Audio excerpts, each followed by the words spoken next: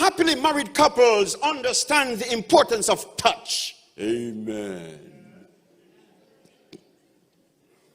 They hug each other often while whispering affirmative words.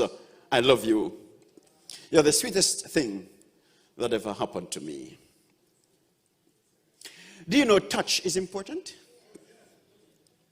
Jesus, when the children came to him to be blessed, the Bible tells us that Jesus stooped, went low, and then he took them in his arms, lifted them, and then he embraced them. Did you know that there are children who have literally died because nobody touched them?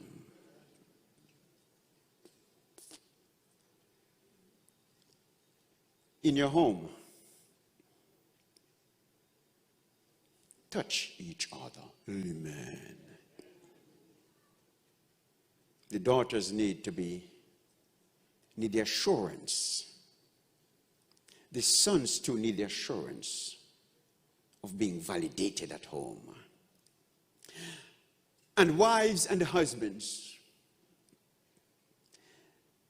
happily married couples are always touching each other. Don't treat your spouse as though they're just a thing.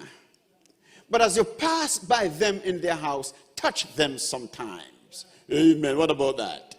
And let them know. And while you're touching them, you're whispering in their ears. If I were to do it again, it would still be you. Amen. And the children too need to see that. For the children live what they learn.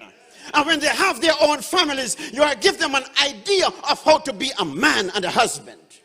And how to be a wife and a lady. Children learn by role models. As a matter of fact, the best legacy you can leave your son is to treat their mother with tender loving care. The best legacy you mothers can leave your daughters is to treat their father with respect.